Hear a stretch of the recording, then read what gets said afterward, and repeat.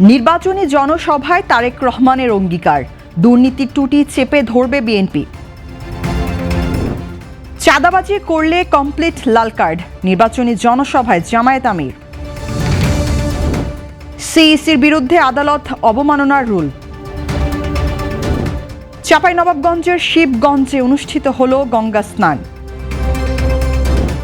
ইরানে মার্কিন হামলার প্রস্তুতি চূড়ান্ত পর্যায়ে। মালদ্বীপকে 14 গোলে উড়িয়ে সাফ নারী ফুটসালে চ্যাম্পিয়ন বাংলাদেশ। শুভ সন্ধ্যা, স্বাগত জানাচ্ছি বাংলাদেশ প্রতিদিন সংবাদে। এতক্ষণ শুনছিলেন সংবাদ শিরোনাম, এবার বিস্তারিত। সঙ্গে আছি আমি অনন্যন্তী।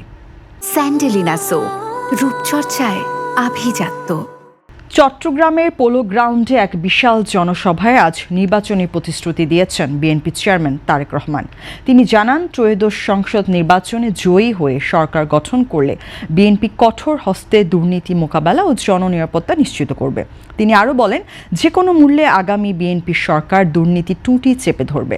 সেই সঙ্গে আরও জানান, দুর্নীতি ও আইনশৃঙ্খলা রক্ষায় কোনো আপোষ করা হবে না এবং দলের কেউ অন্যায়ে জড়ালেও তাকে ছাড় দেওয়া হবে না। তারেক রহমান চট্টগ্রামকে প্রকৃত বাণিজ্যিক রাজধানী হিসেবে গড়ে তোলার প্রতিশ্রুতি দেন, যা দেশের অর্থনীতি ও কর্মসংস্থানে বড় ভূমিকা রাখবে। এছাড়া কৃষকদের জন্য কৃষক কার্ড প্রবর্তন, জলাবদ্ধতা নিরসনে খাল কাটা কর্মসূচি এবং আরও নতুন ইপিজেড স্থাপনের পরিকল্পনা তুলে ধরেন তিনি। ভোটারদের উদ্দেশ্যে তিনি আগামী 12 ফেব্রুয়ারি নির্বাচনে ধানের শীষে ভোট দিয়ে দেশের মানুষের হারানো রাজনৈতিক ও অর্থনৈতিক অধিকার পুনরুদ্ধারের আহ্বান জানান। রাজধানীর যাত্রাবাড়িতে ঢাকা 4 ও 5 আসনের নির্বাচনী জনসভায় বাংলাদেশ জামায়াতে ইসলামের আমির ডক্টর শফিকুর রহমান চাঁদাবাজির বিরুদ্ধে কঠোর হুঁশিয়ারি উচ্চারণ করেছেন। তিনি মন্তব্য করেন যে বর্তমানে দেশে চাঁদাবাজি একটি লাভজনক পেশায় পরিণত হয়েছে, যা ভিক্ষার চেয়েও নিকৃষ্ট। যারা এই পেশায় যুক্ত তাদের ভালো পথে ফিরে আসার আহ্বান জানিয়ে তিনি বলেন, অপরাধ ছেড়ে দিলে তাদের হালাল রুজির ব্যবস্থা করা হবে, অন্যথায় তাদের জন্য কমপ্লিট লাল কার্ড থাকবে। জামায়াত আমির সাফ জানিয়ে দেন, ইনশাল্লাহ কারো সন্তানকে চাঁদাবাজি করতে দেওয়া হবে না। তিনি আরও উল্লেখ করেন যে জামায়াত ইসলামী কেবল নিজের দলের বিজয় নয়, বরং জনগণের বিজয় চায়, কারণ জনগণের বিজয় হলেই প্রকৃত মুক্তি সম্ভব। জনসভায় উপস্থিত সাধারণ মানুষকেও তিনি এই অপেশার বিরুদ্ধে সোচ্চার হওয়ায় এবং সমাজ থেকে চাঁদাবাজি নির্মূল করার আহ্বান জানান। আদালতের আদেশ অমান্য করায় প্রধান নির্বাচন কমিশনার এএমএম নাসির উদ্দিনের বিরুদ্ধে কেন শাস্তিমূলক ব্যবস্থা নেওয়া হবে না তা জানতে চেয়ে রুল জারি করেছেন হাইকোর্ট। রোববার বিচারপতি ফাহমিদা খাদের ও বিচারপতি মোহাম্মদ আসিফ হাসানের সমন্বয়ে গঠিত একটি দ্বৈত বেঞ্চ এই আদেশ দেন। ঘটনার সূত্রপাত হয় কৃষক শ্রমিক জনতা পার্টি নামক একটি রাজনৈতিক দলের নিবন্ধনের আবেদনকে কেন্দ্র করে। আইনজীবী ইউনুস আলী আকন্দ দলটি নিবন্ধনের জন্য আবেদন করলেও সিইসি তা নিষ্পত্তি না করায় তিনি আদালতের শরণাপন্ন হন। গত বছরের 27 আগস্ট হাইকোর্ট সিইসিকে ওই আবেদনটি নিষ্পত্তির নির্দেশ দিলেও দীর্ঘ সময় পার হওয়ার পরেও তা কার্যকর করা হয়নি। আদালতে এই সুনির্দিষ্ট নির্দেশনা বাস্তবায়ন না করাকে আইনি অবমাননা হিসেবে গণ্য করে আবেদনকারীর পক্ষে শুনানি করা হয়। শুনানি শেষে আদালত অসন্তোষ প্রকাশ করেন এবং আগামী 4 সপ্তাহের মধ্যে সিইসিকে এই রুলের যথাযথ জবাব দেওয়ার নির্দেশ দেন। এই রুল জারির মাধ্যমে নির্বাচন কমিশনের প্রশাসনিক কার্যক্রমে স্বচ্ছতা ও বিচার বিভাগের জবাবদিহিতার বিষয়টি পুনরায় আলোচনায় এসেছে।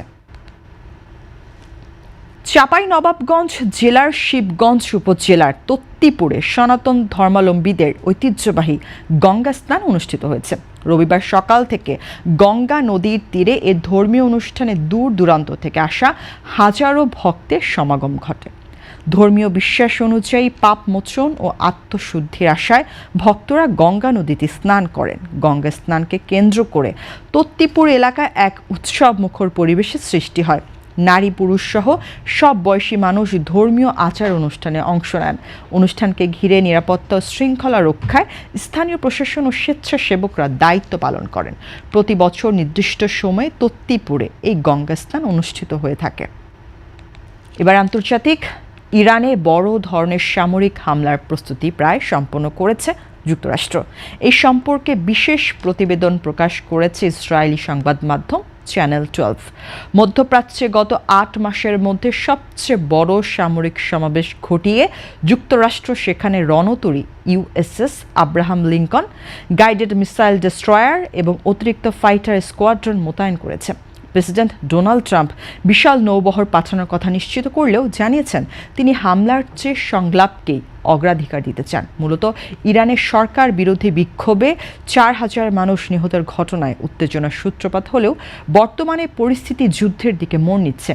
হামলার আশঙ্কায় ইসরায়েল তাদের প্রতিরক্ষা ব্যবস্থা পর্যবেক্ষণ করছে এবং মার্কিন সেনারাও ইরানের সম্ভাব্য পাল্টা জবাব মোকাবেলায় প্রস্তুতি নিচ্ছে। এদিকে ইরানে বিপ্লবী গার্ডস করা হুঁশিয়ারি দিয়ে জানিয়েছে যে কোনো আকারের হামলাকে তারা সর্বাত্মক যুদ্ধ হিসেবে বিবেচনা করবে। যুদ্ধের এই ডামাডোলের মাঝে পুরো মধ্যপ্রাচ্যে এখন চরম অস্থিরতা বিরাজ করছে। এবারে খেলার সংবাদ। সাফ নারী ফুটসাল চ্যাম্পিয়নশিপ 2026-এ মালদ্বীপকে হারিয়ে প্রথম সাফ নারী ফুটসালের চ্যাম্পিয়ন হলো বাংলাদেশ। রোববার মালদ্বীপকে 14-2 গোলের বিশাল ব্যবধানে হারিয়ে লাল সবুজের প্রতিনিধিরা এই শিরোপা নিশ্চিত করে।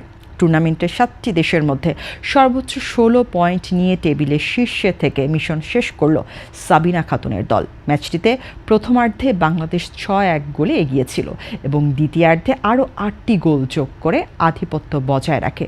অধিনায়ক সাবিনা খাতুন একাই আজ 4টি গোল করেন, যার ফলে টুর্নামেন্টে তার মোট গোল সংখ্যা দাঁড়িয়েছে 13-তে।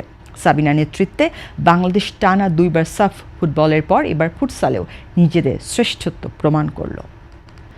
এ ছিল আজকের সংবাদ। সবশেষ খবর জানতে চোখ রাখুন বাংলাদেশ প্রতিদিনের ইউটিউব চ্যানেল ও ফেসবুক পেজে। সবাইকে অসংখ্য ধন্যবাদ।